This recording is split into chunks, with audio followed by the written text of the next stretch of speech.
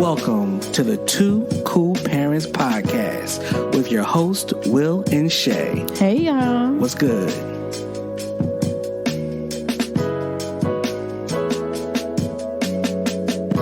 Our podcast is for the cool but corny in all of us. CBC. Like, subscribe, rate, share. Tune in, y'all. Let's go. Chicken. Biscuits. Popeye's chicken. On Chicken sandwich. my mind. Oh, Lord. Popeye's chicken. Popeye. Chick-fil-A. Dang. Popeye's chicken taking over. They did it to you. No, sorry, not Popeye's chicken. Popeye's chicken sandwich. Yes, let's be clear. Extra pickles, extra sauce. Extra pickles, extra sauce. What's going on, y'all? Welcome back to the Two Cool Parents Podcast with your host, Will and Shay. I'm Will. I'm Shay. And it's been a week and change. 2 weeks. 2 weeks, yeah.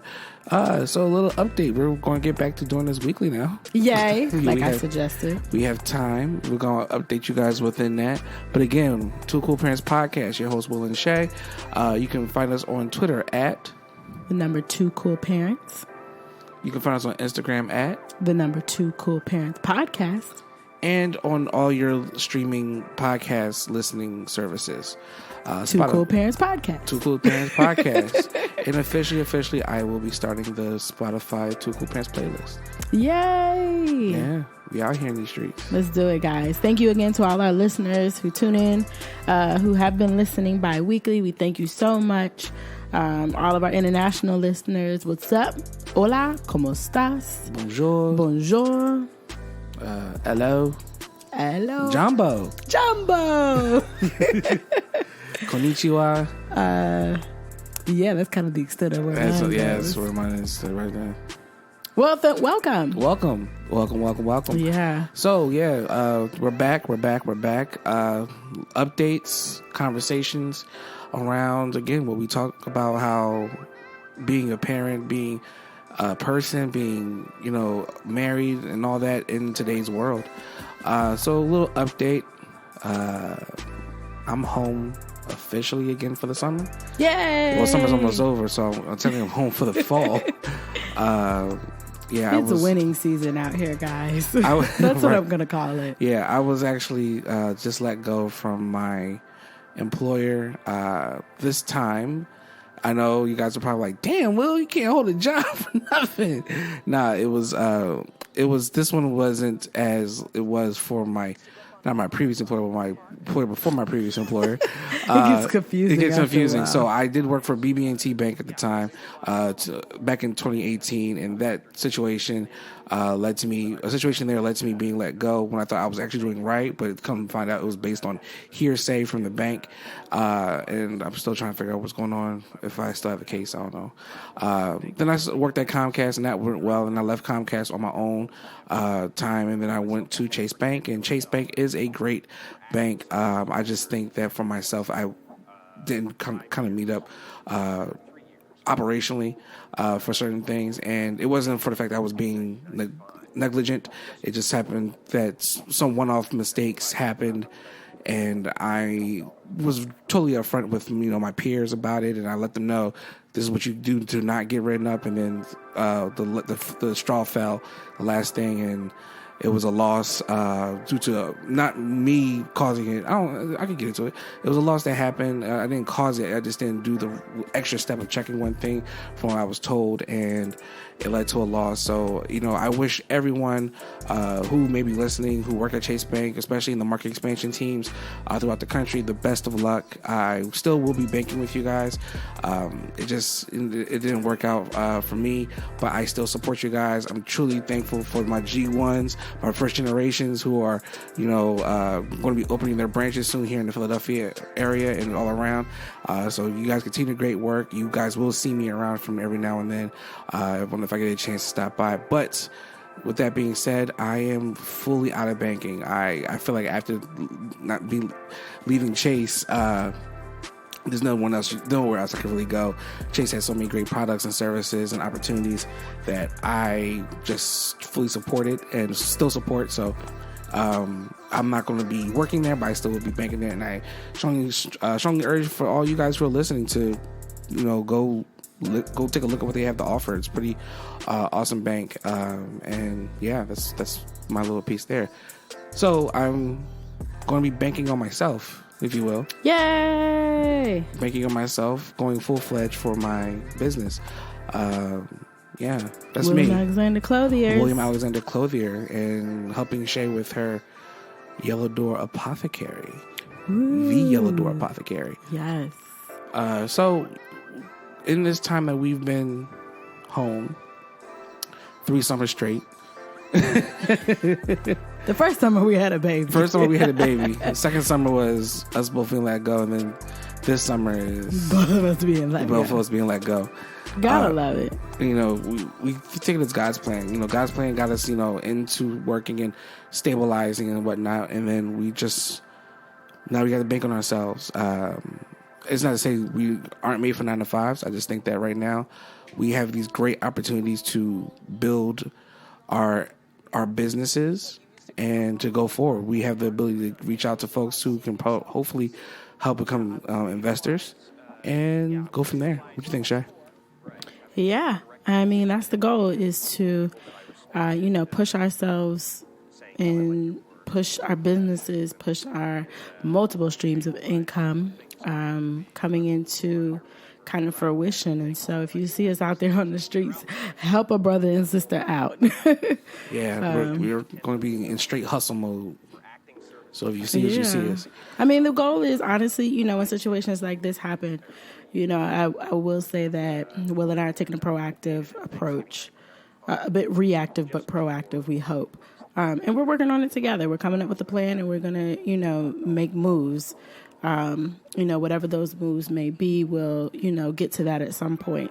So, it's a tough process, but, we attack it together. We attack it strategically. We have God on our side, and it's a part of growth. And sometimes, walking away from everything is hard to do, but at the same time, it's growth. And so there's no comfort in growth.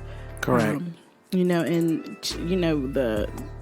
As they always say, change is inevitable. And so it's one of the things that we have to get comfortable being uncomfortable. Correct. And so, we are taking these life lessons to prepare for a rainy day, regrouping, strategizing, figuring out what our next moves may be.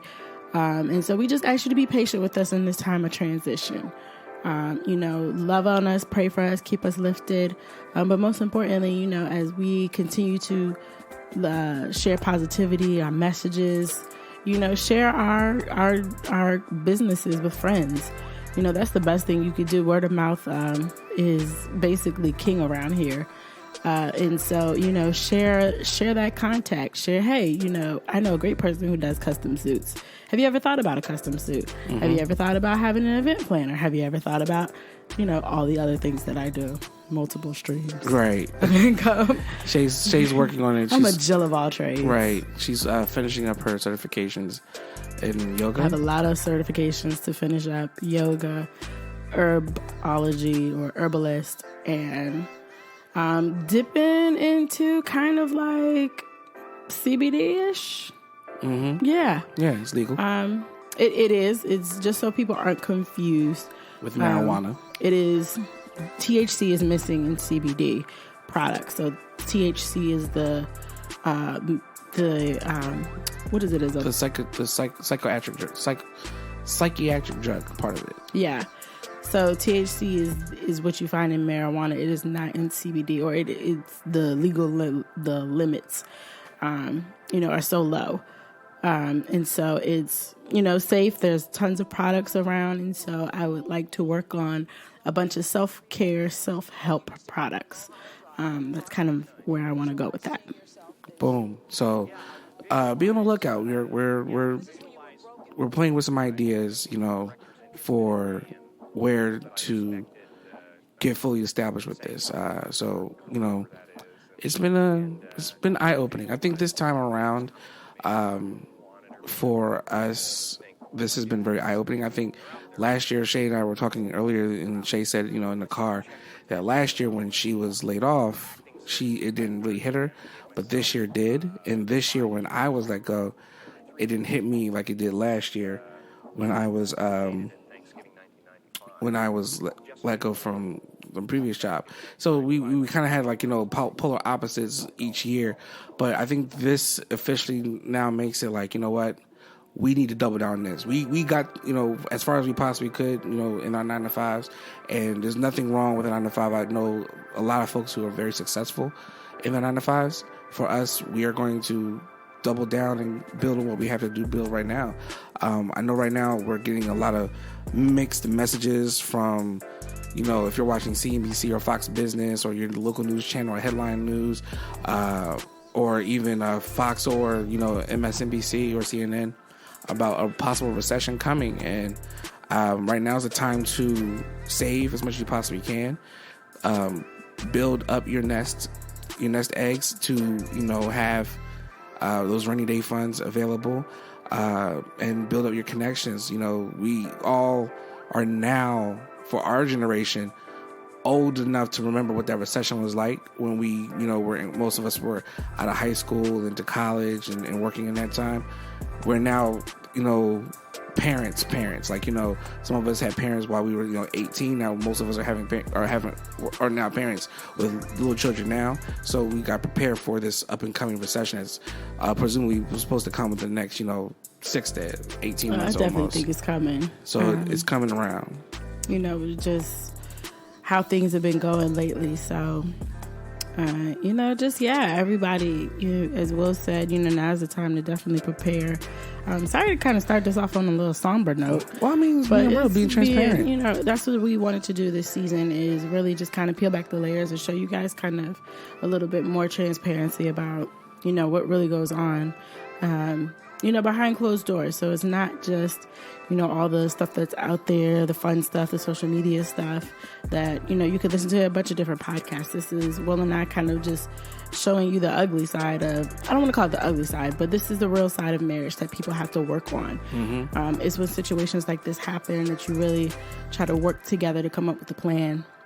And, that's basically what Will is saying is, as you see all these things happening on social media, you see things like negative things like the recession and just so much that's happening, kids being left in hot cars, there's stuff going on with immigration and border control, that really is a time to, double down and work together as a team, to strategize and figure out what's best for you and your family. Correct. And I think that's, going forward, our plan of action.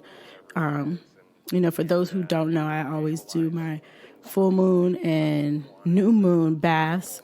And one of the things that came out of this previous moon, the moon that was in Aquarius, this past full moon, was that Will and I need to work on things together. Everything that we do needs to be together. And a lot of that is just being able to cut myself off from the outside noise, quiet my mind and heart, and really focus on what, what the intuitive messages are telling me. And that's really all it is, is being able to declutter things around you so you can listen to the voice inside that gives you the direction. I heard it loud and clear, and it was like, to move forward, you guys have to work together. You have to build the plans together. Everything must be together. So that's exactly what we're going to do. Yeah. It's, again, back to what like Shay said, being married is, is that communication. It's very key. As soon as when Shay was let go from her job, she called me and I left work to be with her. And then when I got let go, I called her immediately and we just sat there and talked. And she let me my space and I gave her space. And, now I'm in the mood and I check in with him, every couple of hours. Right. She checked in. She checks in with me and I checked in with her. And sometimes you can get lost in your thoughts, and we want to let you guys know that, when this situation happens, especially in families and providing households, you got to communicate, you got to talk, you have to be able to build together. And, we didn't really expound on this last year when it all happened because it was so fresh, so like I never expected this. Now that we've experienced these emotions and and felt them and gone through them already a year ago, it's like, all right, what are we going to do? This is what we're going to do. I mean, that's the thing. It hurts each and every time, and that it still hurts. What you being able to verbalize Listen, emotional health is so important, but being able to communicate your emotional needs is also just as important. And that comes with growth and maturity. I've noticed that a lot of couples, one of the things is they, I don't want to say they lack, but they don't focus on and work on the emotional health of each other. And so that's kind of what I've been doing is, hey, well, just checking in, seeing how you are. Are you in your mind? If you are, let's talk about it. If you're not, do you need some space? I want to be able to give him the support, but also give him, the option to come to me when he's ready.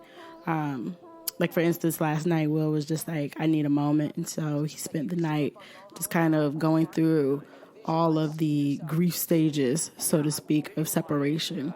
And it is a little bit of PTSD, I feel, that happens. Mm-hmm. You get to a point in your career where you're just like, oh my God, is it me? Is it me? Yes, it's me. Then now what? And so you can really beat yourself up. Right. And get into a really dark place. I know I went through it, got to a really dark place, and I had to just kind of climb my way back out. And I use yoga, meditation, and moon baths, and just having accountability partners, including Will, and a couple of my good girlfriends, Kia, who's been on here, to just really help me pull me out of that and bring me back, to be back to my creative side, but also to be able to bring back, the self-confidence that you lose when you go through a separation. Yeah. It is a confidence, drainer, and so you got to rebuild yourself back up. So that's what, I'm glad Shay did her, full moon ritual with me, and we prayed and we just asked God to work with us and strengthen us. And I think that prepared me going into this week, because it prepared us going into going down to Richmond for Dinner en Blanc, which we're going to go over in just a few moments. But it prepared me going into, Monday. Just like, okay, I felt something. Like, I felt something was up, because usually when I get to work, I pull up my computer and I'm on it. I'm like, leave it there. Don't worry about it. It's okay. He was so calm, y'all. It was eerie. And then, like, I got pulled over. They pulled me over to the office. And then, the manager I reported to, who's a really good guy, and I thank him for his guidance when I worked under him at when we opened his office here in Jersey. And he was like, Will, we hired you. And I was like, I understand. Just rip the Band-Aid off. He was like, recommendation for termination. I said, all right, it's been awesome. I understand. And it was just the emotions I felt there. And then I call Shay, and then I get home and we're talking about it and going through it, and it was like, okay. And I really, really just honestly sat down and thought about it. I also want to thank you, everyone who's sent me a text message between that day and today, and just going over it, and it's God's plan. So we're working towards better. Just know that if you let go, it's not the end of the world. It may feel like it, but it's not, because you haven't been brought this far to fail. And you have the strong determination inside yourself. You will make it to the next level and get something new to come. That's why now I'm double downing on myself, banking on myself, banking on my wife, banking that we will make this entrepreneurship business. Now we have the time to really build it up together, compared to one of us sitting at work or both of us sitting in the office and trying to figure it out, then come home and not have any time. We have this opportunity and we're going to run with it. So that's our update on us. Yep, time to move on to the good stuff. All right, time to move on to the next stuff. So we did go to Richmond Dinner en Blanc. It was amazing. D&B, woo! Yes, let me tell you guys. So this is our fifth, right? Fifth yeah. Dinner en Blanc experience. We've done Philly a couple times. We did New York, and this year we were doing Richmond.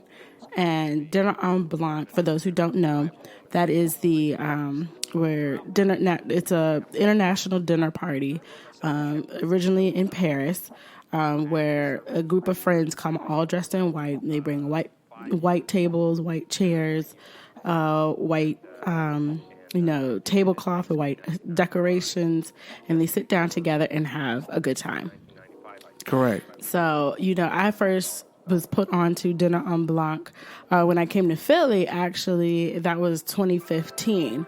I had seen all these people, because at that time I had worked downtown, going dressed in white, going somewhere. And I was like, oh, that's kind of dope. But I thought it was a wedding. I didn't realize that it was like a secret society that all we ask is trust. All we ask is trust. Right. And so when the opportunity came in 2017, I'm sorry, in 2016, because that was 2015.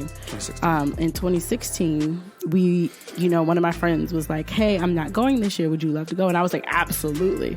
And I remember when I got the message, I told Will, and I had to just thank Will even just this past time. Like, thank you for being on board with this, because this is a lot. I like going to the It is. I like going out to stuff like that where I'm like, I got to dress up in all white, so you kind of flip it to figure out how you're going to dress up that Will year. had his outfit this year way more in advance than I did. I will say, Will, I had it like back in like April. Will was ready. I was slacking this year. But I think it was, it's one of those things where you either love it or you hate it. So it's usually, if you're in the mid-Atlantic area from Philly on down to, say, Charlotte, it's in the summertime, so it's hot as hell. You have to carry all your stuff. Humid. Hot. You sweat. This is not about looking pretty.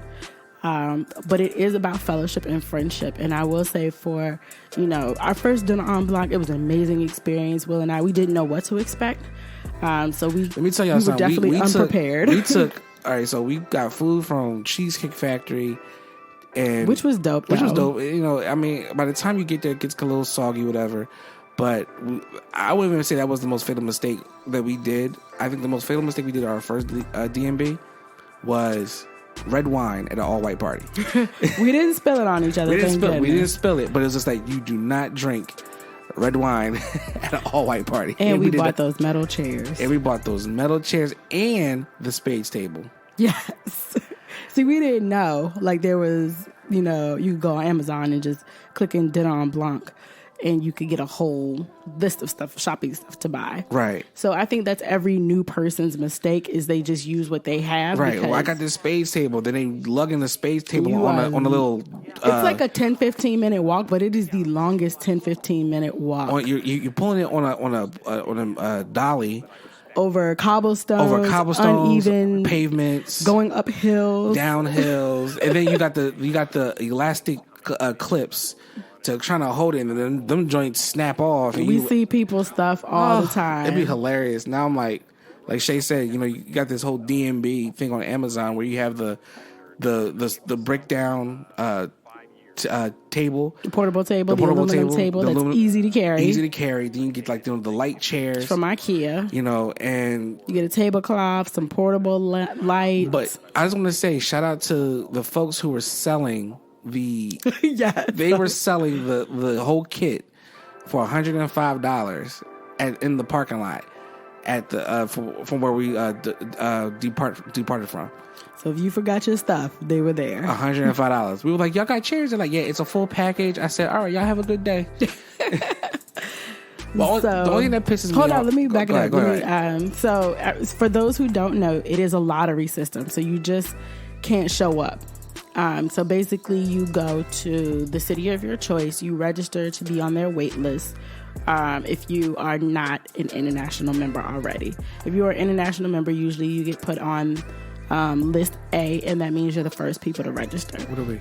We are list A. Yes.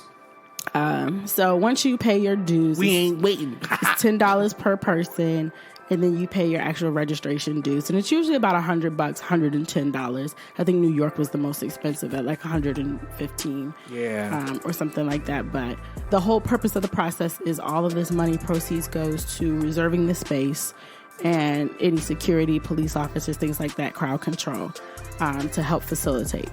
So, and this year, go ahead. Like I said, we have gone. I wouldn't say except for food. Like, usually the tickets don't buy the food. You gotta buy the food separately. Yes. So you bring everything. Literally, you purchase everything and you bring it. So just so you know, everything you bring, you carry it on yourself. And that's the part of the frustrating process people don't like. In Richmond, they do. You can rent it there. And pick it up, and you just drop it back off at the end of the day. So that's a dope option too. But like I was saying, so we have done Philly a couple times. We have done New York, and now we have done Richmond. So out of all of them, Will and I loved Richmond the best. Richmond is 1,200, 1,300 people. Less than 2,000 people. It is... It's like a high school. Intimate, beautiful. It's definitely like, for instance, I'll give you a perfect. Let me set the scene for you. So in Philly, when you go, this is no knocking Philly or anything. It's just so many people. You meet up with people, and there are literally thousands of people at a set location, all waiting to walk to the next location. Because the location is secret. And I will say this: this, ahead of time. There are more single women at the Philly one who are looking to see what dudes came out too. But most of the dudes came with their right. With their, most people come with partners. Most people come with their partners, spouses or partners. So y'all ladies pulling up like, we gonna find some ends tonight. Nah. So there's that aspect, but I also feel like, the difference between Philly and Richmond was, with Richmond, it was a true dinner party. Like, people shared their food. Funny story. You ever go to a party or something and people be looking at your plate? Wait. Before we get there, I'm gonna drop that one. That was a good joke. I'm gonna drop that. But people shared their food. We have good fellowship. We sit next to some Hamptonians. Shout out to Terry and what was the other? Angie. Angie's the Hamptonian. Terry went in the shoe. Yes, but still, she adopted us. Yeah. So we met a few other Hamptonians in the area, and it was just like, one, I will say this, and trap music. So we at the DMB in Philly and DMB in New York, it's a very mixed group of folks you have there. You have folks who are black, folks who are of Latin descent, white folk. When we went to Richmond, it was majority all black folk. It was us. So the church folk, the Deltas, the Noops, the Qs was out.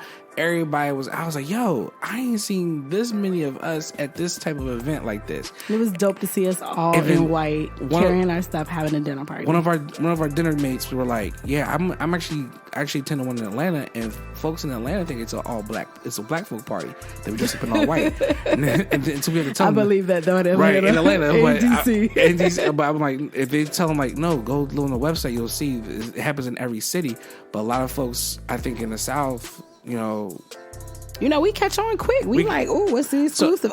You can't get in? Ha! Let me sponsor you. I ain't gonna hold you. There was a lot of pretentiousness in a lot of the talking about like, oh well, I'm on this list and I get on this list, and then Shay hits them with like, well, we go to New York, Philly, and here, and everybody's like, you've been to multiple cities, yes. And we're like, so they're like, wait, you don't live here? No, we just visit cities, and they were like, oh my god. So and then one person was like, I'll never go to another city. I was like, well, you missing out. And so one of them was like, I'm trying to go to the one in Haiti. I'm trying to go to the one in Cuba. I'm trying to go to the one in Paris. I was like, yo, that's the whole point of this. You go to these cities and visit and have fun. So again, you share food, you share conversation, I wouldn't say you really share drink, because now it's like the events don't want you to bring your own libations. They want you to purchase it. Right. So, I mean, they're not checking your bag to say what's in your bag. They threaten you with all that, and shout out to Philly for never doing that. Because there's 5,000 people who you're going to have to check, and then it's Philly. So, it's like, you want to deal with some shit. I get it. They don't want, they have these exclusive partners and they want them to be utilized. Right. So that's why. And I think that 80%, I think it's dope. 80% of the people who attend utilize them. Yeah. The other 20% of us, we had our own. We went right on over to CVS, whatever. Shouts out to people back in the South, because you could just go buy wine and liquor from the pharmacy, from the Target, it was Target. We went to Target. I was like, oh yeah, you can get wine at Target. Let's go. Yep, it's right in the refrigerator. So it was, we bought our own. I shared with people to my left and my right.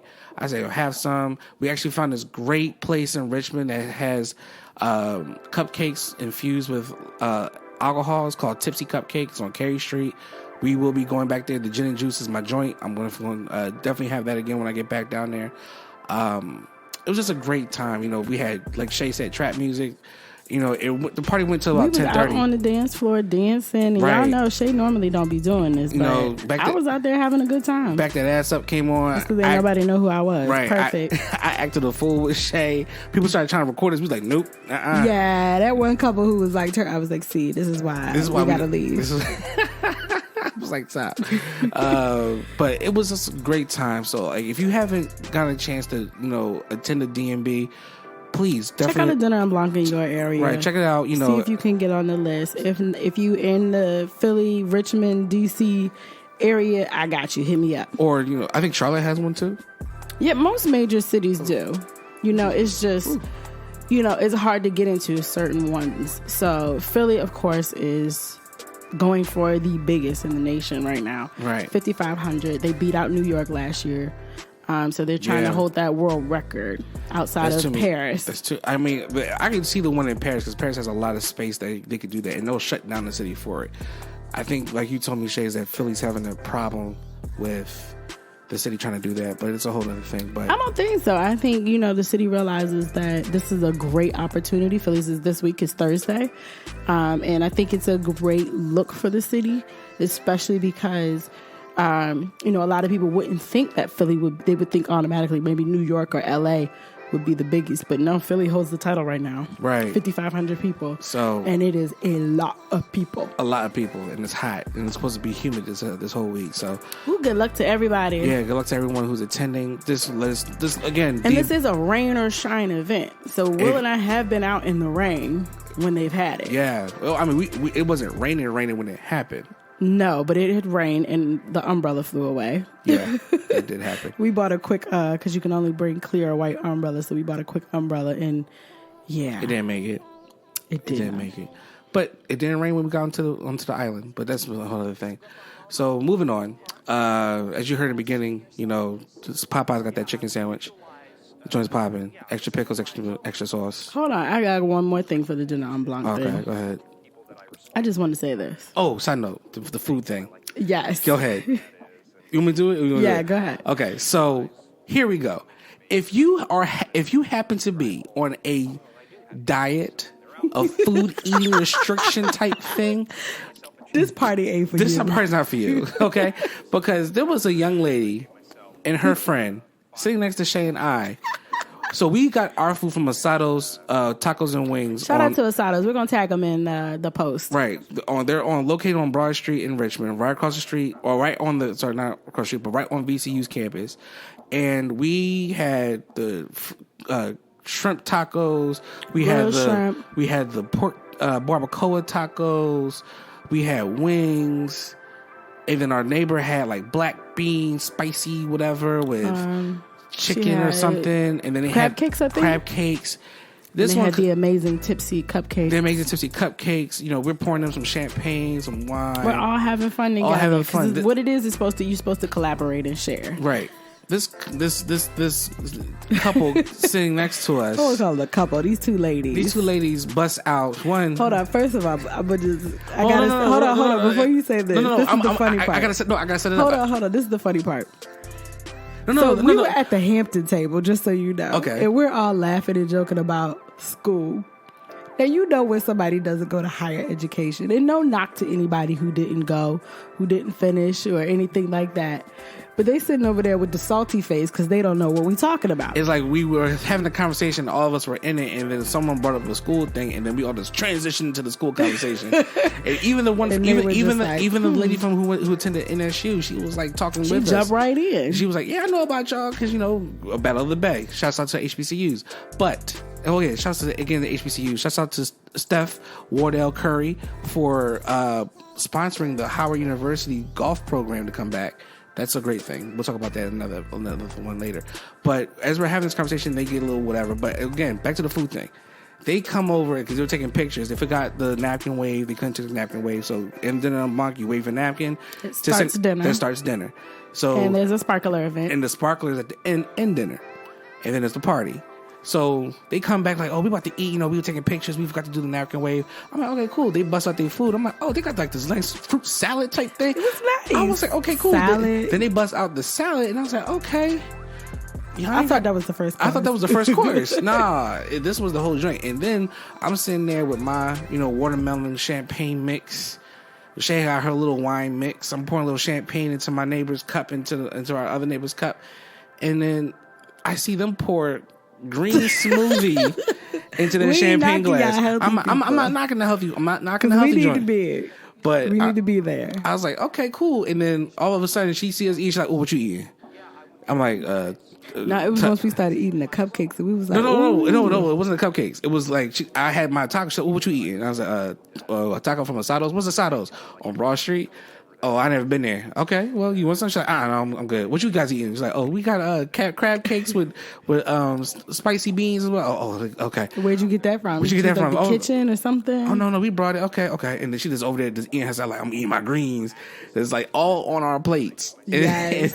She was so into our plates, so into our plates. I'm like, yo, if you ever see somebody that's like hungry that watches you eat? Like she was literally watching Will eat like every bite. She would look down as he picked up his food and then watch it put it in his mouth. And that taco was amazing. And I'm like, and then we got the cupcakes. I'm like, you want a piece of cupcake? Actually, we got the cupcakes from our neighbors, and our neighbors were like, ain't nobody else getting no cupcakes. And she shut that down. She was like, ain't nobody else getting no cupcakes in here.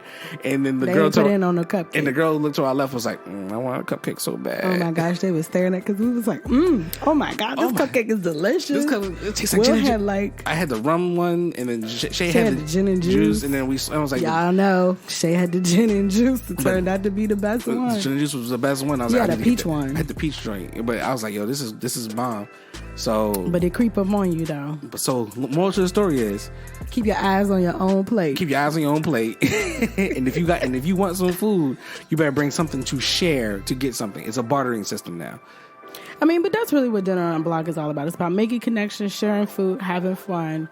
I feel like they missed out on a lot of that whole conversation that we were having, so that's why we were able to get in on everybody's plates. We, even the ladies next to them were, like they had the elaborate set up where they had Cheez-Its. They were like, you want some Cheez-Its? I said, I'll take some of that Cheez-Its. I don't want no Cheez-Its. They had the the crudité was out. Right. Folks people had their artisan display on, and that's what's up. Right. Artisanal.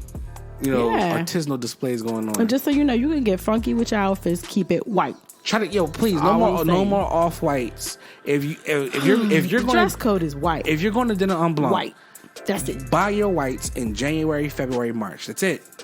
You could buy it probably up until Easter, but after that it does become harder. But look, that's what Amazon is there for. Right. Yes, I saw my dress on somebody else, but who wore it better? Shay did, because that lady who had it on, I was like, she had no Spanx on. That was. I had no Spanx on. Very, very frumpy. So yeah, definitely check it out. There is a Dinner Noir, which is Dinner in Black. As this, of course, is Dinner on Blanc, but I don't think it's part of a national organization. Nah. And Will is trying to do Dinner on Blue and Blanc. Blue and white. Blue and Blanc. Dinner on Azul and Blanc. No, Blue and Blanc. Azul is the Spanish version. Blue and Blanc? Okay. Blue Blanc. Whatever it is for Hamptonians, which I think would be really dope. So, you know how we do. We come ready. Next year, though, Vive Clico. We in there. Yeah, I feel like Vive Clico is like the young kids one. I just want to go. Oh, I thought that's what we were doing. Yeah, we're going to do it, but I feel like it's like where all the people who don't have kids go. Probably so, but it's in Governor's Island, New York. Yeah. Every summer. I think it's in June. I want to go to the one in L.A. Oh, there's one in L.A.? I thought it was only in New York. That's the one that's in October. Oh, okay. Well, listen. Yeah. Shout out. And I want to do the picnic, too.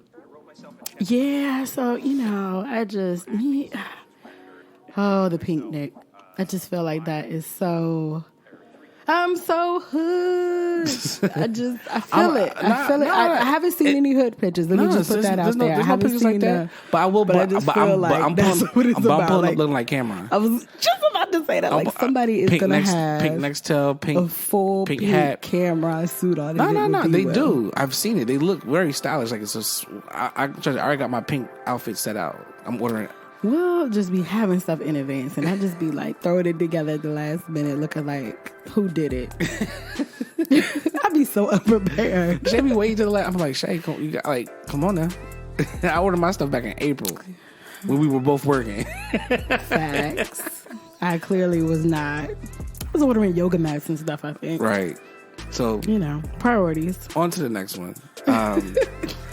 So yeah, we briefly talked about the chicken sandwich. Chicken sandwich is dope. I feel like Popeyes has about to sing my Negro spiritual. Popeyes has capitalized on Sunday from Chick-fil-A. Chick-fil-A. Listen, go get your Chick-fil-A sandwich. Your Popeyes sandwich the line on Popeyes is almost like a Chick-fil-A line. Yo, they need them people outside. Yeah, but here's the thing: you go to Chick-fil-A for the experience.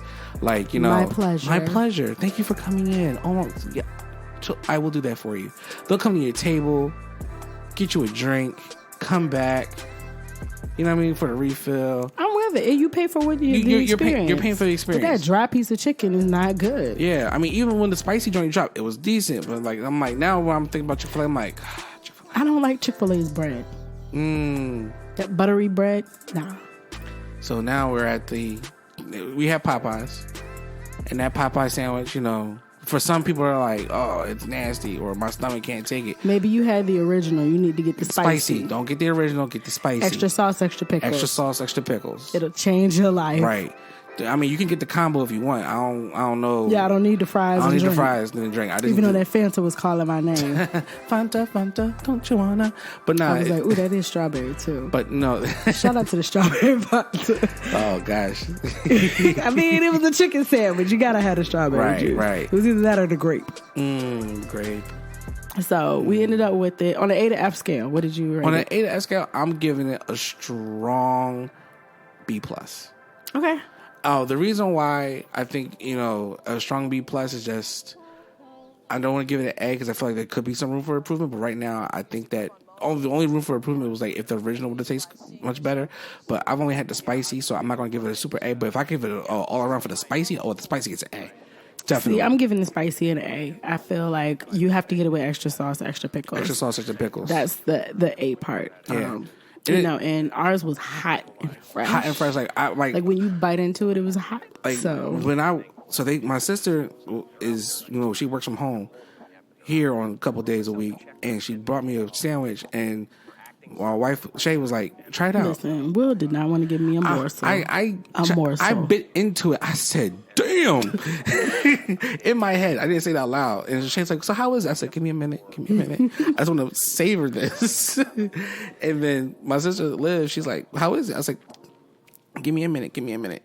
And it's good when it be like, So I got no words. I had no words. Then we went back to get a couple more, and that line was sitting there like, I was like, yo, this line long. It's long when you have to like put your turn signal on and get in line. Right. Everybody's still on the street. Everybody's sitting there for this chicken sandwich now, and I think it's going to be it's definitely changed the game. Yeah, shout out to their social media managers, because yesterday they started the Twitter war. If you didn't get a chance to see it, you can just go on Popeyes, Wendy's and Popeyes went at it along with Chick-fil-A. Actually, Chick-fil-A was the one who started it. So you can go on their Twitter sites and check out the back and forth that they had. It's pure comedy. So shout out to all their social media. Boston Market jumped in. But I mean, look, if Boston Market wants to make a sandwich, they got to make the sandwich on the cornbread. It was just like, why y'all in it? Nobody likes y'all anyway. The cornbread at Boston Market. Taco Bell jumped into it. Burger King jumped into it. It was too much. Burger King out here with this fake burger joint. No, Burger King out here with this taco. Does anybody have the Burger King taco? Please message us and let us know if it's good, because we're not going to do it. Someone had posted like, yo, go shoot your shot. Burger King out here making tacos and winning. So I mean, maybe so, because the Burger King line been jumping since Yo, they got tacos. They got tacos over there. I ain't gonna mean no damn taco from Burger King. You said Burger King, not tacos. Right. Listen, Wendy's though could take a lesson from Popeyes, because they're dry as chicken sandwiches. Yeah, buddy. That little piece of lettuce. That one little piece of lettuce, like watercress sandwich. It's just and that big old slice of tomato. And all the mayonnaise. I'm cool with mayonnaise, but all the mayonnaise though, all of it. But it's either dry or wet, and you just like, this is not what I paid for. This is not what I paid $9 for. What was that Kirk Douglas movie? Was it? Hold on, I gotta find this Kirk Douglas movie. So Will's finding that like tell us, we're gonna put it on there. Rate your best fast food spicy chicken place. This is just spicy chicken, nuggets included. So that's Wendy's, Chick-fil-A, and now Popeyes. The three big ones. What are your favorite, top to bottom, A to F? What do you give each one? Spicy chicken. We're gonna put it on our Instagram and follow us, tag us at Two Cool Parents Podcast on Instagram, and make sure you vote and see which one is the best. I'm trying to find that movie he did. What was it called? What was the name of that movie? It was. And get you a strawberry Fanta for Shay. You gotta have something to wash it down with. It's good though. Like I said, extra sauce, extra pickles, and you'll be good. That's literally what's on it. There's chicken. Is there? It's a little piece of cheese on there. On what? On the Popeyes. No, there's no cheese. So it's just sauce, chicken, and pickles. Sauce, chicken, and pickles. What is the name of that movie with Michael Douglas? I don't know, baby. Falling Down. Where he goes into the fast food spot. He said, "I ordered this. Make my sandwich look like it does on the picture." Like that's how it is when I feel like I go to places and I'll get the sandwich I want. So it's bun, chickles, and pickles. Bun, chicken, and pickles. Yeah. You said chickles. Oh, did I? Yes. Bun, chicken, and pickles. That's what's on it. But Popeyes does have. It looks like it has cheese on it. No, it's no cheese. What's that white stuff at the bottom? It's no cheese. So, maybe that's mayo. Maybe that's mayo. So we're gonna shift it a little bit. We're gonna cover two things before we get off. Now, before we had put out our last episode, I just have to say this though. Shake Shack jumped in. Sit your behind down, Shake Shack. Sit down. Y'all ain't even in all the country, all over the country. Sit down. So. Mentor was saying before we had put out our episode last, we want to put out a filler episode.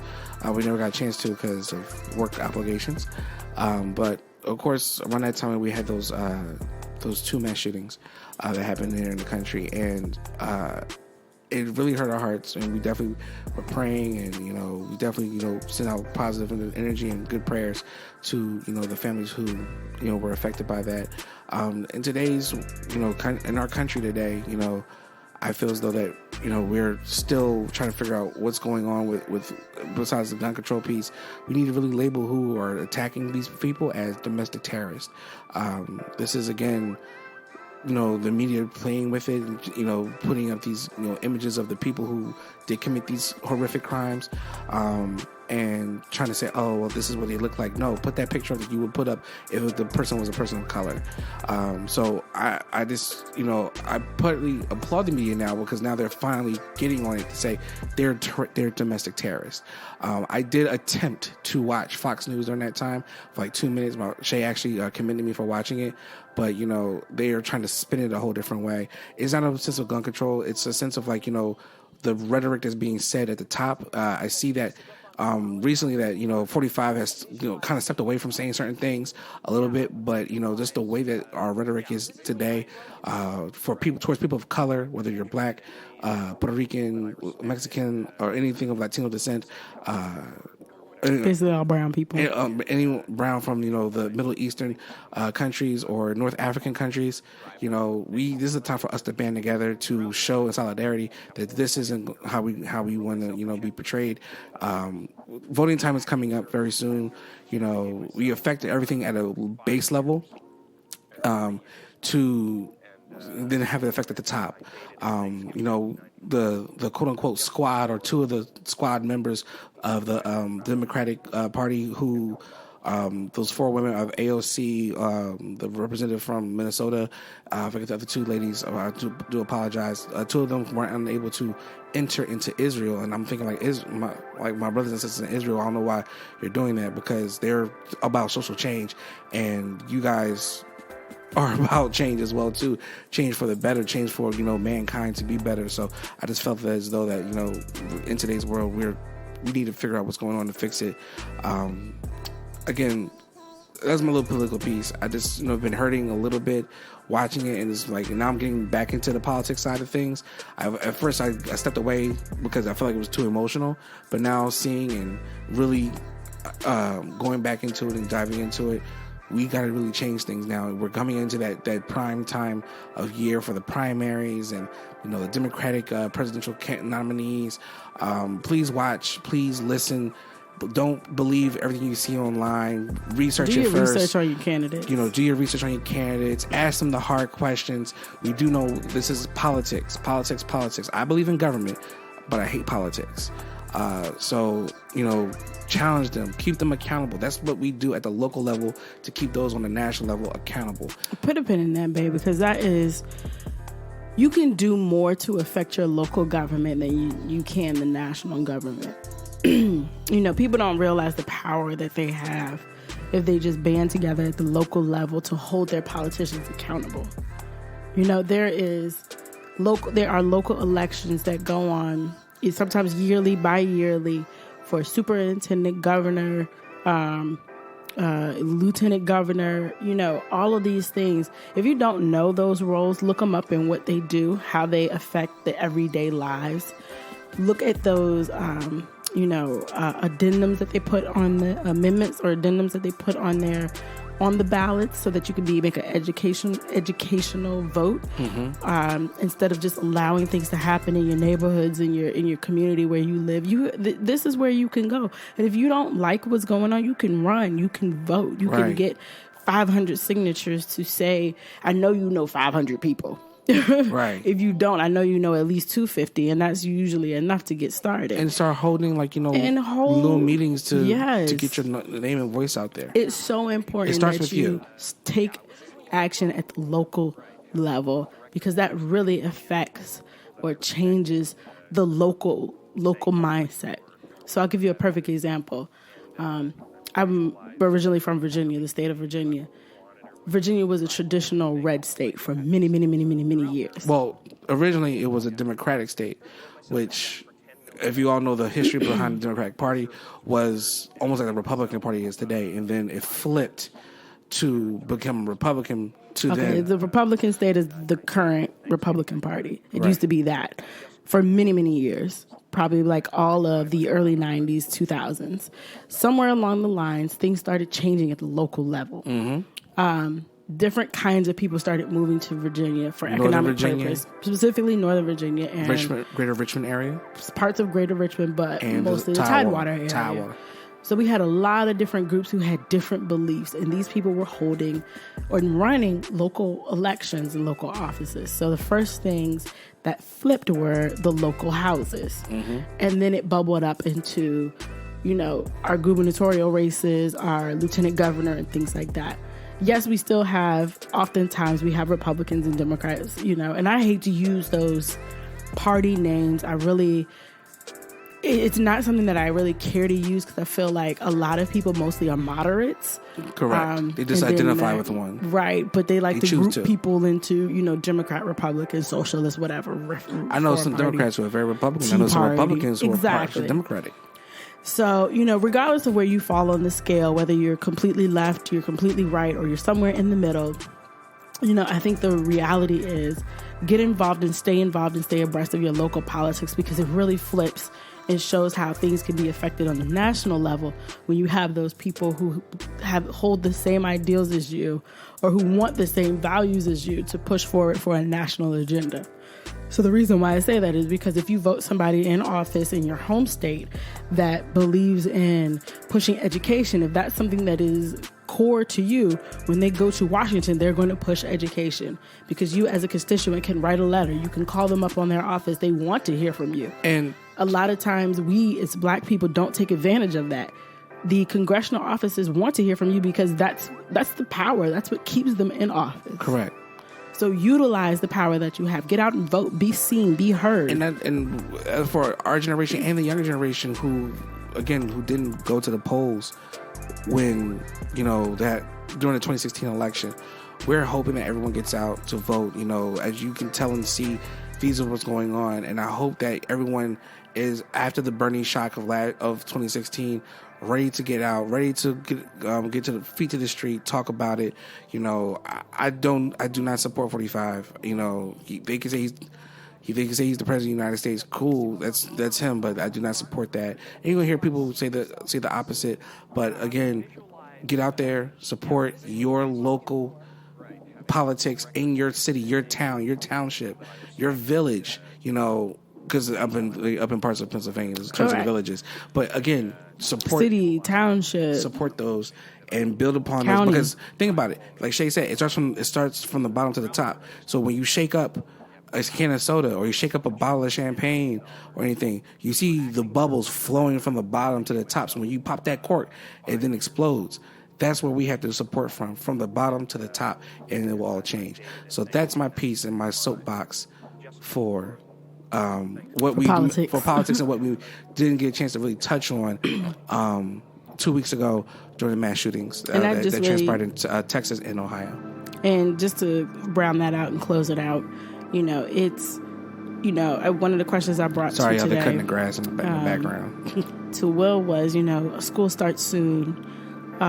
September 2nd here in New Jersey, and one of the things that's kind of on our docket is whether or not schools should allow kids to continue to have cell phones in school. And one of the reasons why so many parents are a proponent is because of, you know, unfortunately mass shootings that do happen in schools. I know these 2 past mass shootings didn't happen in schools, but it's bringing up the larger conversation, which brings me to a very larger conversation about gun control. And I won't get into it on this episode of the podcast. We'll segue and have a different one on gun control, but there really does need to be something to do. And as someone who has going into first grade, a daughter at her elementary school, that is one of my biggest fears, is that, you know, even though they have tons of security and protocols, that someone will sneak a gun into the school. You know, they have active drills, all the time at school.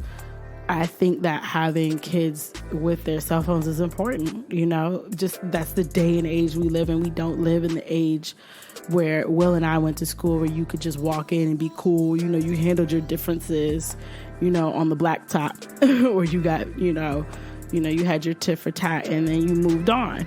That's not the world we live in, unfortunately. And so, you know, as a parent, you want to be able to reach your child. And you know that there's only so many lines on an office phone. You want to be able to talk to your child and know that they're okay. Send them a text, know that they're okay. So I am a proponent for having students have their cell phones in schools. And so, you know, those are kinds of things, again, at your local level, you may just want to check out and see, you know, what your local PTL, PTC, that's PTO, parent-teacher organization, parent-teacher council, parent-teacher leadership, parent-teacher organization, whatever it's called in your locale, is working on. So stay active, be encouraged, and make sure you get out there, guys. Correct. November will be here soon, and that's a lot of states have their Senate races, Senate and House races are up this year. So definitely pay attention to who's voting. We're looking at you, Texas. Yeah. Texas could be turning blue soon. And of course, on the national level, pay attention to the I know it's a bunch on the Democratic side, but eventually one will emerge as the victorious leader. So just stay with it and you know, keep on, being encouraged, even though this seems like a terrible cycle that we're going and headed back into a recession possibly. I'm still very positive. And I know this may sound a bit patriotic, but I believe in a good America. America, because ain't no place like it. But speaking of that, I know we're going to go a little bit over with this episode. We've been keeping it down to an hour, but now we're going to go a little bit over. So recently, in the news, this has been very big. Jay-Z has now partnered with the NFL. And he's said that we've passed kneeling. There's also been reports of that him and Kaepernick have talked, but then they said that now it's come out that they haven't talked. Kaepernick is very upset with him about it. Eric Reed is upset. Then you also hear that Jay-Z told Jermaine Dupri, JD, to not take that deal that he took with the NFL. So let's break this down a little bit. So just so everybody knows, Jay-Z is going to act as a live music entertainment strategist. That's going to be his new title. Live music entertainment strategist for the NFL. So let's deconstruct this down a little bit, and we definitely want to hear what you guys think about it. So Jay-Z's now this role with the NFL. in a sense, because if you guys remember, during the time when Colin Kaepernick was kneeling during the national anthem, folks who were watching thought that he was being disrespectful. Mind you, Marshawn Lynch was sitting down during the national anthem for years, and no one said anything. I just think that because of who Colin Kaepernick is and the team he played for, and probably that announcer put it out there, it was just, it blew into what it is, and you know that backstory, so I don't have to give any context for that. And during this time, a lot of black performers or people of color or not just people of color, but high entertainment performers were boycotting, performing at the Super Bowl, or just any type of work relationship with the NFL. To where it's like, I'm not, like Cardi B said she wasn't performing, so it really started to affect the NFL on the entertainment aspect of it. Now let's just be real. When I know a lot of us said we were not going to watch the NFL, I would say about 25% of those who are black folk said they weren't. I would say didn't watch. I'm probably making that number up, but to my best guesstimate was that the other 75% was still watching. So it really didn't affect at a huge level. But I know the protests were definitely hurting part of the NFL, viewership numbers. So they did see a dip in that. And that's just probably like year over year over the last couple of years when it came to that. So then, I definitely think they felt it. They felt it in their dollars. They felt it in, their overall watchability has gone down for so many households. But then, it's the NFL. They're still going to have their diehard supporters. I think it was his comments that he said, we're past kneeling. And that's the next part. That's the... I want to jump into. Yeah, I think that was what rubbed a lot of people the wrong way. So tell me what you feel about that, Shay. There have been tons of celebrities who come out for and against him. Killer Mike is on the pro side. Cardi B is on the pro side. Rihanna has come out. She's his protege. She has come out against him. As well as some others, who have said, they didn't think it was a good idea. Listen, Jay-Z is one of those people who is like an anomaly. He can move in different ways that none of us can. He can afford a seat at the table, literally. So if he's the person who, I put it like this. Until we see something that he's done, we can't judge it yet. Correct. He hasn't been in the role long enough to affect change. And that's essentially what I think what I took away from that statement was he's going to start making action. All right, once I start seeing his action, what he moves, what things he does, even in action, if he doesn't, then I'm going to hold him accountable for that. But for right now, all that's been said is he has a seat at the table. Correct. And then what about the we pass kneeling piece? I still think kneeling is important, and that's just me. I still think every single guy on that football field that kneels, that pays that fine, does it for a personal reason, and I think that can't be overlooked. It's a non-aggressive, passive way of protesting, and I think those forms still hold sound and regular. I will say this, though. I don't think the snippets and sound bites that they play, it's kind of like what Kanye West did. They just play the sound bite. I don't know if there was context ahead of time that gave a full account of what he was saying, or Jay could have just been like, nah, I'm really over that shit right now, and I'm ready to start taking some action. So on the kneeling piece, I don't know if you guys have been watching the news, but a week ago during the Pan American Games, certain American athletes, when they won their medals, were kneeling. Yes. That's why I think kneeling still is important. Kneeling is still important, and I truly believe that. I think that in the sense of what, like you said, in the context of how Hov said it, the lead up to it wasn't, set up correctly. So they didn't. I think the context of the message that he was trying to say was definitely taken a different way. Maybe he could have meant it, but I think he meant it. Yeah. I honestly think Jay-Z straight up was like, yeah, we passed kneeling. But again, Jay-Z is so far removed from all of this.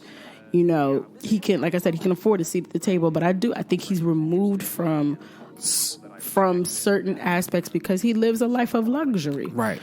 But can he be an advocate? Absolutely. So let's hold him accountable for the actions or inactions that he does going forward. So with the seat at the table conversation, shout out to Solange.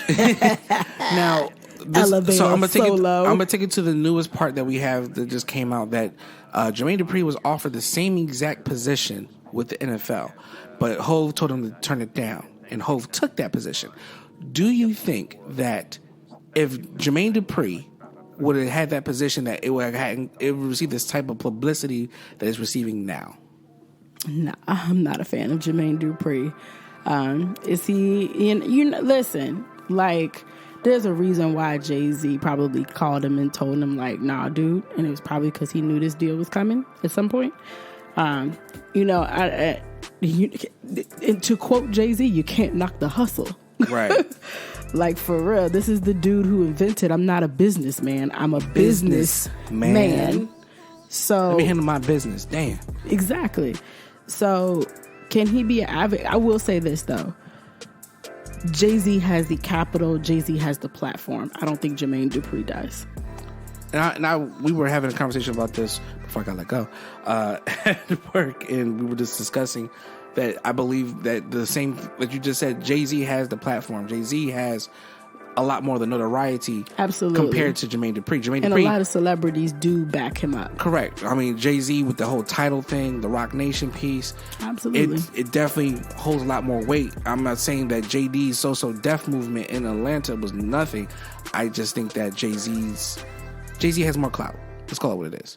And I mean, he said, I'm a business man. And so he's literally saying, like, no knocking Jermaine Dupri. It is what it is. Do I think he would be the best person in the role? I think right now we have the best person who has the platform in the role.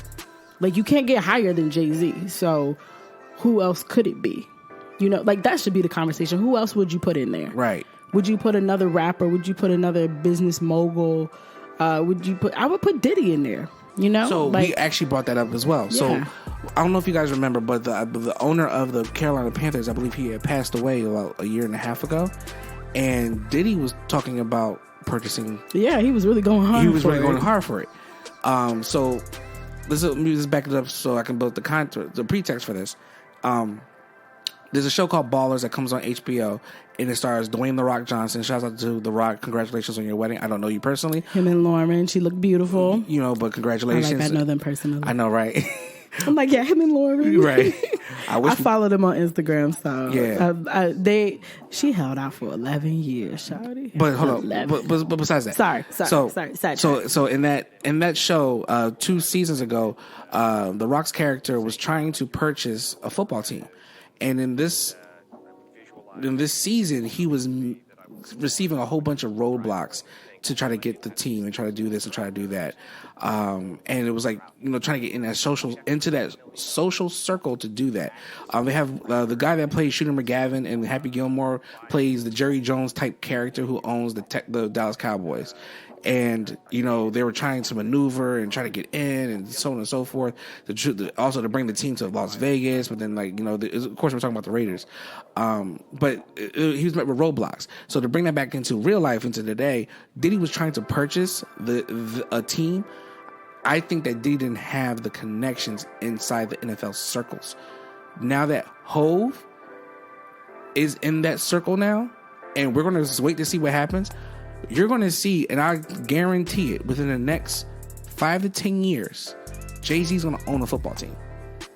And I'm okay with that. Like, that, to me, that's two different things. That's apples and oranges. No, but I think what my issue is Jay the best person to handle social justice issues?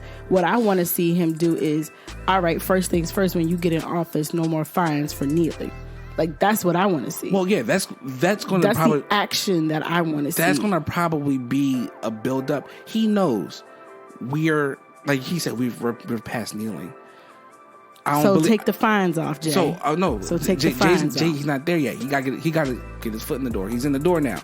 Now he's apparently he's there and been there. Well, yeah. I mean, if he told Jermaine Dupri last year then this was already a ramp up. It was something leading to it. Yeah. And I feel that now that he's in there will be some type of social change showing within the NFL. But again, this also goes back to how, again, the NFL is structured compared to the NBA.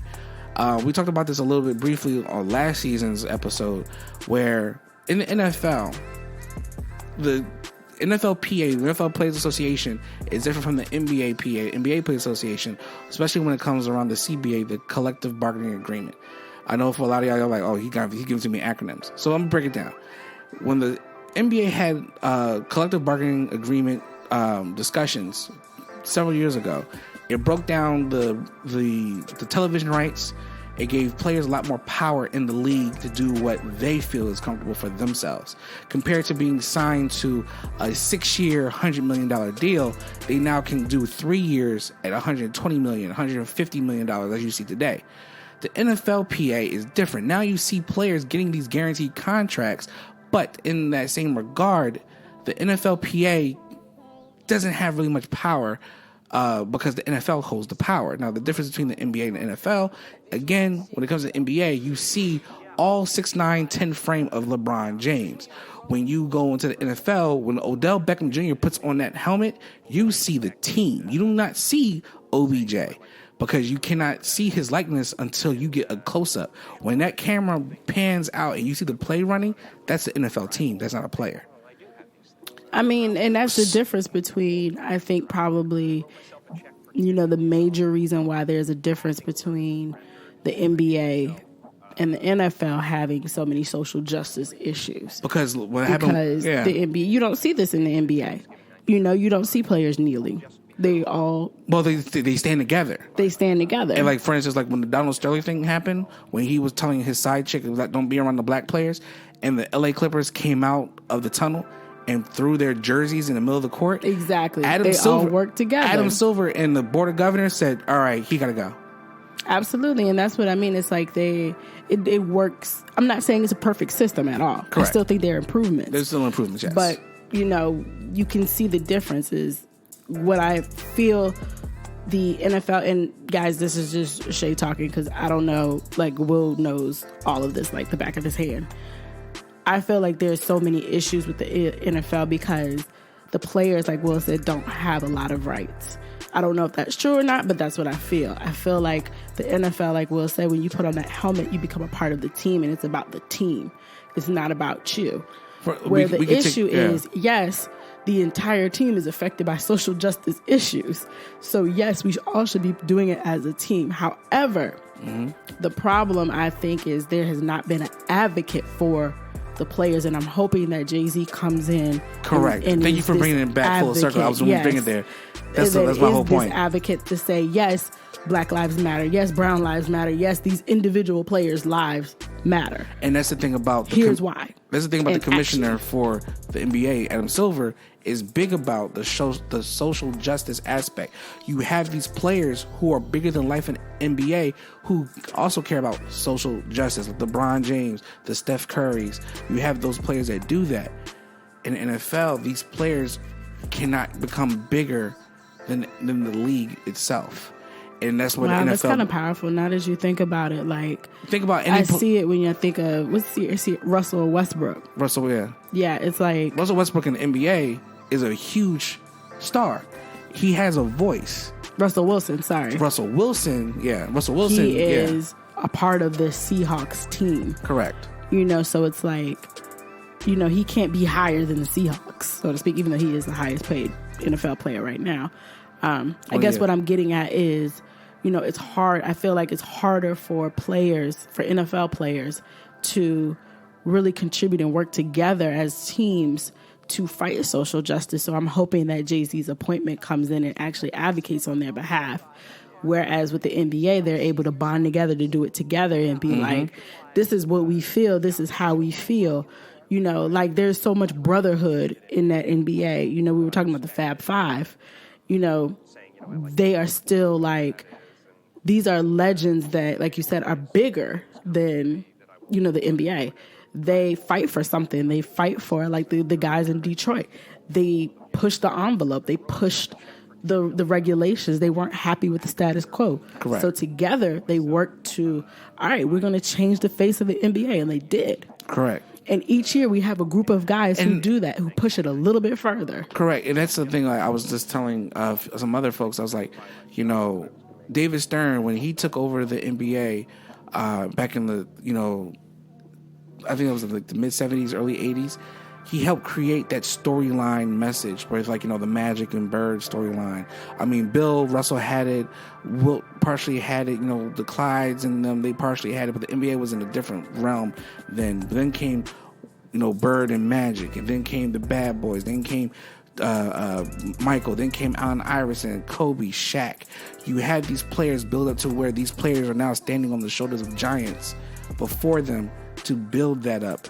Whereas in the NFL, you know, you don't get these. And again, back to bringing it full circle, we're hoping. I think you do, but you get it for, you know, their speed, their agility, their thing, but not their. You get the stuff they do off field, which is like regular, like, oh, this is something positive, like, you know, you're giving back to your community. But, you know, I just think that I don't think the NFL shows that enough. They do partially, like during the year they have like the Walter Payton Man of the Year award. Yeah, but they don't. To me, it's just like, all right, here's. You know, like the whole breast cancer thing. We support it. Here's $10. Thanks. Bye. Like, you know, like it's no real movement behind it. Correct. So I'm hoping that this appointment really, you know, ignites not just the appointment. It will ignite, but also this year, for those who, you know, are keeping up, the NFL's CBA is up for renewal. What's the CBA? The collective bargaining agreement. So again, back to what the CBA stands for. Is basically for how the players can get paid and what protects them. The Major League Baseball Players Association and the NBA Players Association are two of the best because they protect their players. I think that the one for the MLB was a little rough on that one player who did kneel during the national anthem, but you have to cater to your audience. A lot of people of color, especially African Americans and black folk, watch Major League Baseball like they used to. So he kind of blackballed himself doing that. I'm not saying he was wrong. I just think that it starts with one. But again, I didn't see a lot of other players, especially people of color, in the MLB take a knee because they knew if I kneel, I'm gonna lose this opportunity. And to bring it back home, you know, for those who don't know, Kaepernick was the first kind of big name to be associated with. Players have been kneeling prior to Kaepernick. It just he did it amongst this whole you know, controversy, and you know, as a result, has not been played since 2016, I think. Almost 3 years. You know, no team has picked him up. And you know, I don't. Does Cap want to play? I don't know. Does, you know? No, he's able to play. It's just, I said, does he want to play, or does he want to keep fighting change? It'd be great if Jay-Z brought him on his team and was like, "Hey, I got a position for you, Cap." I mean, that's if, you know, Cap would talk to him right now. Right. I know he spoke out against it, but you know, if Jay-Z extended the olive branch and was like, you know, I got a position right here for you, Cap. You know, you can help continue to make change. Mm-hmm. That probably won't happen, but you know, those are my 2 cents on it. You know, it's an interesting year. You know, I did not watch as much NFL last year. I watched a couple of games, couple highlights, but since Colin Kaepernick has been benched, I kind of, you know, took a step back. And just because I still think there are a lot of issues that the NFL has yet to deal with, domestic violence issues, right? You know, healthcare issues, right? Like, there's still so much that needs to be done for the NFL that's not being done. That's going to be, again, discussed. Like, the healthcare issue, like, is going to be discussed in the CBA. Again, hopefully, with Jay-Z being appointed to where he is and working on the social change within the NFL, this does have a full effect on the CBA agreements to say our players are protected for protest if they decide to protest. We stand as a team to do these things, not fined by the NFL, you know, so on and so forth. And the players are looking to get that power because these NFL players want to be, firstly, want to be paid like their NBA counterparts, because they're seeing that Facts. They're seeing that even bench players are walking away with $20 million deals fully guaranteed. They want their money guaranteed, especially putting the body on the line. 2, for health. Some players don't even get paid unless they play. Right. And 2, the other part is they want to definitely have health benefits extended to them after they finish playing. Especially with the CTE, so on and so forth. So there's a lot of things in the works that hopefully Jay-Z is a champion of, that will hopefully lead over to the NFL becoming much more friendly for and susceptible for people of color to not just play but also have a voice in what they believe. And we're going to see that. And I hope that within the next 5 to 10 years, or even sooner, that Jay-Z becomes an owner of a football franchise. I mean, that don't do nothing for me. No, but the thing is, it will then show you, because the thing is, like, and they said this in Ballers, bring it back to Ballers, is that when you own a football franchise, it's like being united in the United States. I mean, I get it, but it's like that puts money in his pocket that don't do nothing for the team, but unless he's actually promoting. But but besides that, how many black owners own sports teams? Michael Jordan. No one in the NFL does. Michael Jordan owns the Charlotte Hornets. Bob Johnson owned the Charlotte Bobcats before that, but maybe it's because I don't care. Like, that's just something I don't care. Like, the rich people getting rich. Like, that's one of the space where I'm just like, all right, $1 billion is $1 billion. You're $1 billion on the elevator. $1 billion. But what I'm saying, like, but to me, that's just the rich keep staying rich by buying a team. But to me, that's not a club I want to promote. It's not that, but we promoted, hey, you can be president too. Look, we did have Barack Obama, our first black president. You can own a football team. You just got to work for it, because look, Jay-Z did it. You could be one of the greatest basketball players of all time and then become one of the best back office men. Michael Jordan did it. We have now these people who can get into that realm to do that for us.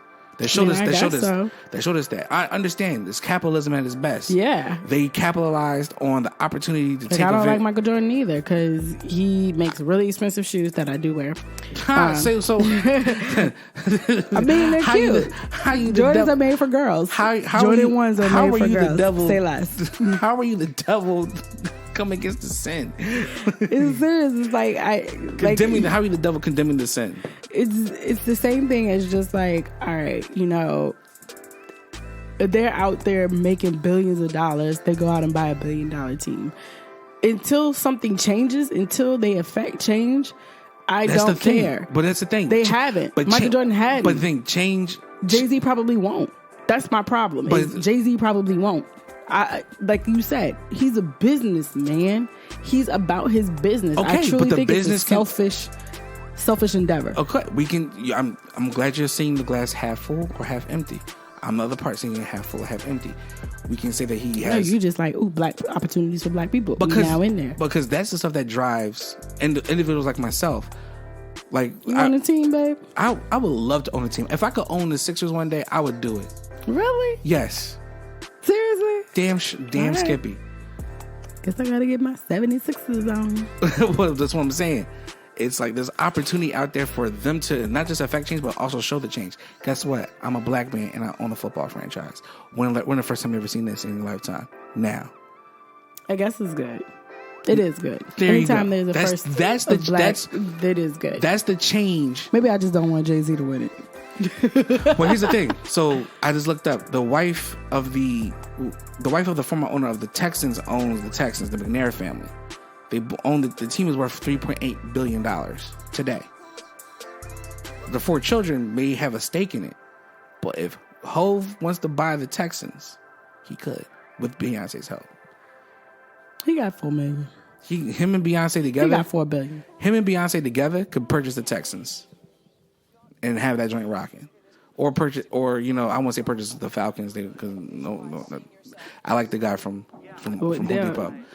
But probably the thing, get a Texas team because it is. All right, we've gone over. Yeah, we've gone over. I'm sorry. Yeah, we wanted to touch on certain things, and I'm glad we did. We fleshed it all out. Let us know what you think. Do you think that Jay was wrong for doing what he did? Do you think Jay is an opportunist for this? Do you think that Jay will actually affect change in the league moving forward? That's a no for me, dog. I don't see it, but I'm willing to hold him accountable. Like I said from the very beginning, until we see action or inaction, there's really nothing that we can. Correct. Say. Do you also think that the chicken sandwich at Popeyes is better than no chicken sandwich at Chick-fil-A? Let us know that.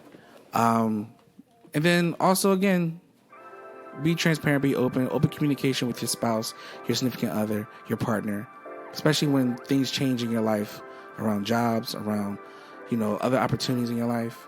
Bank on yourself. Build upon yourself. Build your future. Shay had to step away, but I want to close it out. Again, we thank you guys. We love you guys for listening.